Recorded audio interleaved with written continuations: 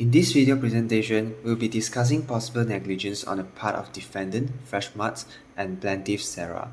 We need to look at the element of negligence, namely duty of care, breach of duty, causation, and remoteness of damage. The first issue is to determine whether Freshmarts owes Sarah a duty of care. In the case of Donald V. Stevenson, the court held that a person could be liable in negligence to another even when they are not in a contractual relationship. Lord Arkin explained that we owe the duty of care to our neighbours. The neighbour-in-law are the people that we can reasonably foresee would be affected by our actions or inactions. This is known as the neighbour principle. In the case of Capro Industry v. Dickman, the court held that for a person to owe a duty of care to the others, there are three elements needed to be fulfilled, which are harm must be reasonably foreseen, there must be a relationship of proximity, it must be fair and reasonable to impose the duty of care. We can see that the damage caused to Sarah is foreseeable. Grocery stores are busy places, so it is reasonable to foresee that a spill of liquid on the floor could cause someone to slip. Next, as Sarah is a regular customer at Freshmart, there's a relationship of proximity. Thirdly, the court will decide whether, in a particular case, it is fair and reasonable to impose a duty of care. In conclusion, it can be said that the Freshmart owes Sarah the duty of care. Secondly, we need to determine whether Freshmart breaches the duty of care. In the case of Nethership v. Weston, the court emphasizes that the standard of care is determined by asking what a reasonable person would do in the same situation as the defendant. Freshmart failed to act as a reasonable employee under the same circumstances. Several employees were aware of the spill but failed to either clean it up or place warning signs to alert customers about the hazard, while a reasonable or ordinary employee will either do one of them. Thus, it can be said that Freshmart had breached the duty of care. Thirdly, we need to determine if there is any causation between the action of Freshmart's employee and Sarah's damage. In the case of Barnett v. Chelsea, the court mentioned that the plaintiff must show the damage they suffered was a direct result of the defendant breach. The most common way to establish causation is through the but-for test. The test asks, but for the defendant's breach of duty, would the plaintiff have suffered the damage? Sarah must show that her damage, which is a physical pain and financial cost, is directly caused by Freshmart's negligence. Obviously, but for the Freshmart employee's breach of duty, Sarah will not fall down, leading to both physical pain and financial cost. Therefore, the damage incurred by Sarah can be seen as a direct consequences of Freshmart's negligence. Thus, causation is established between Freshmart's actions and Sarah's damage.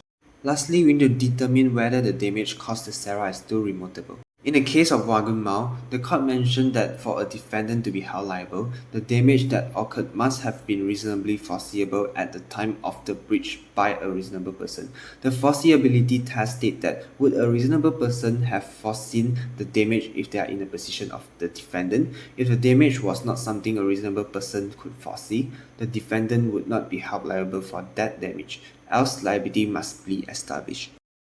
Applying the law to this case, any reasonable employee should recognize that the failure to either clean up the spill of liquid or place warning signs will lead to damage.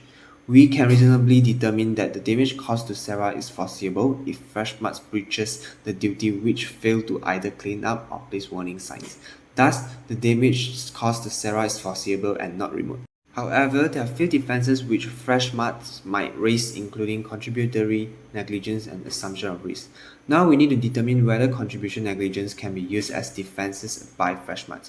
Under Section 12 of the Civil Law Act 1956, if a defendant can prove that the plaintiff faces damage not only the defendant negligence but also the plaintiff negligence, then the amount of compensation damages that a defendant needed to be paid will be well below. In Sarah's case, Freshmart could potentially argue that Sarah was partly responsible for her injury. For example, they might claim that she wasn't paying attention to the floor or she was walking too quickly. However, there's no indication in facts that Sarah was behaving in a way that could contribute to her incident. The situation described that Sarah was just navigating through the crowded aisles like other people. Based on the provided facts, there's no evidence to suggest that Sarah's action contributed to the fall. Thus, it seems unlikely that contributory negligence would succeed as a defense. Secondly, we determine whether assumption of risk is applicable as a defense by Freshmart. Assumption of risk is a defense where the defendant argues that the plaintiff knowingly and voluntarily assumed the risk of harm.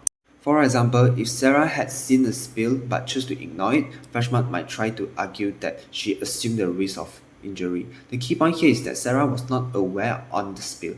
The facts did not state that Sarah was informed or knew about the spill of liquid. She had no reasonable opportunity to avoid the hazard if she was unaware of it. Given that Sarah did not know about the spill, Freshmart would unlikely manage to argue that Sarah assumed the risk. Thus, Freshmart is unlikely to use this as a defense. In conclusion, as four elements of negligence are fulfilled and Freshmart would unlikely manage to defend itself, Sarah would manage to sue Freshmart as a negligence case successfully. Businesses have a clear responsibility to ensure customer safety. When businesses fulfill this responsibility, they not only protect customers but also enhance their reputation, foster customer trust, and reduce the likelihood of legal liability. However, failure to act exposes the business to legal risk, potential financial loss, and damage to its reputation. To mitigate such risks, businesses should invest in store policies, employee training, and customer service measures. Well-trained employees are more likely to identify hazards quickly and take appropriate action, reducing the likelihood of accidents and ensuring the business adheres to its duty of care. Additionally, businesses should implement physical safety measures such as proper signage and non-slip flooring to prevent accidents. These measures help inform customers of potential dangers and reduce the likelihood of incidents, ultimately contribute to a safer environment. Thank you.